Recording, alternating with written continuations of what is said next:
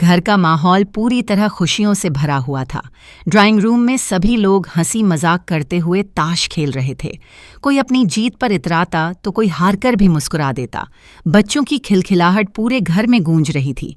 तभी एक खिलाड़ी ने मुस्कुराते हुए अपने सारे पत्ते टेबल पर फैला दिए और बोला, लो भाई, आखिरकार आखिरी बच्चा भी हो गया। अब देखता हूं कौन जीतता है। सब लोग ठहाके लगाने लगे। किसी ने मजाक में कहा, अब तो पूरा खजाना मेरा है, बादशाह भी मेरा, रानी भी मेरी और पूरा माल भी मेरा। तभी सामने बैठा दूसरा खिलाड़ी मुस्कुराया और बोला, इतनी जल्दी खुशी मत मना, अभी खेल खत्म नहीं हुआ है, अभी असली बाजी बाकी है। एक इक्का अभी भी छिपा हुआ है और कभी कभी एक इक्का पूरी बाजी पलट देता है। उसकी यह बात सुनकर सब फिर हंस पड़े। किसी ने इसे सिर्फ मजाक समझा, लेकिन किसी को भी अंदाज़ा नहीं था कि अगले कुछ ही मिनटों में यही बात उनकी जिंदगी की सबसे बड़ी सच्चाई बन जाएगी। अचानक घर के बाहर कई गाड़ियों के रुकने की आवाज़ सुनाई दी। पहले तो किसी ने ध्यान नहीं दिया, लेकिन जब लगातार दरवाजे की घंटी बजने लगी तो सभी की नज़रें मुख्य दरवाजे की तरफ उठ गईं। घर का माहौल पल भर में बदल चुका था। हंसी की जगह अब सन्नाटा फैलने लगा था। घर का नौकर दरवाज़ा खोलने पहुंचा, ये कैसे कहा, लेकिन इससे पहले ही दरवाज़ा पूरी ताकत से खुला और पुलिस की एक टीम अंदर दाखिल हुई। सबसे आगे इंस्पेक्टर चौटाला थीं, जिनके चेहरे पर सख्ती साफ दिखाई दे रही थी। उनके पीछे कई पुलिसकर्मी खड़े थे। पूरा परिवार अपनी जगह से उठ गया। किसी की समझ में नहीं आ रहा था कि आखिर अचानक पुलिस उनके घर क्यों पहुंच गई। परिवार के मुखिया ने गुस्से से आगे बढ़ते हुए कहा, ये हमारे घर की चौखट है चौटाला मैडम, ये आपका थाना नहीं है कि जब मन किया बिना इजाज़त यहाँ चली आईं। पहले बताइए आखिर बात क्या है। इंस्पेक्टर चौटाला बिना घबराए शांत आवाज़ में बोलीं, हम यहाँ किसी बहस के लिए नहीं आए हैं, हमें विवान को पूछताछ के लिए अपने साथ ले जाना होगा। यह सुनते ही पूरे घर में खलबली मच गई। विवान की माँ तुरंत उसके सामने आकर खड़ी हो गईं।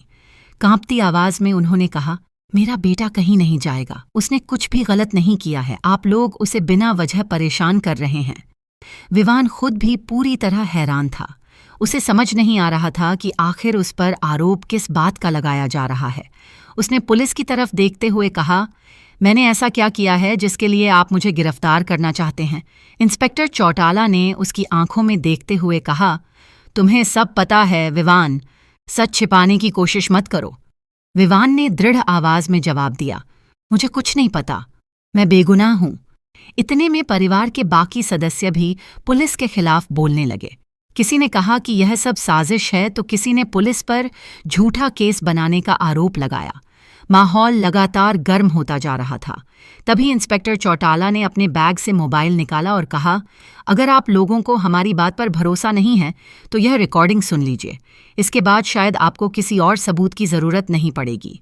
उन्होंने मोबाइल चलाया। कमरे में अचानक एक परिचित आवाज़ गूंजने लगी, हाँ, विवान ने अपना जुर्म कबूल कर लिया है। पूरा परिवार चौंक गया। यह आवाज़ आध्या की थी। सभी की नज़रें एक दूसरे पर टिक गईं। किसी को यकीन ही नहीं हो रहा था कि आध्या ऐसा बयान दे सकती है। रिकॉर्डिंग में आध्या आगे कह रही थी, मैंने खुद उससे सच सुना है, उसने अपने किए हुए अपराध की पूरी बात मेरे सामने मानी थी। यह सुनते ही विवान के चेहरे का रंग उड़ गया। उसने जोर से कहा, झूठ, यह पूरी तरह झूठ है, मैंने कभी ऐसा कुछ नहीं कहा। लेकिन रिकॉर्डिंग अभी खत्म नहीं हुई थी। आध्या की आवाज़ फिर सुनाई दी, अगर आपको सच जानना है तो देर मत कीजिए, क्योंकि बहुत जल्द सबूत हमेशा के लिए मिटा दिए जाएंगे। रिकॉर्डिंग अचानक बंद हो गई। पूरे कमरे में ऐसा सन्नाटा छा गया कि किसी की सांसों की आवाज़ तक साफ सुनाई देने लगी। विवान की आंखों में डर साफ दिखाई दे रहा था। परिवार के सभी लोग उसकी तरफ सवालों भरी नज़रों से देखने लगे। किसी को समझ नहीं आ रहा था कि आखिर सच क्या है। क्या आध्या सच बोल रही थी, या फिर किसी ने उसकी आवाज़ का इस्तेमाल करके पूरे परिवार को फंसाने की खतरनाक साजिश रच दी थी।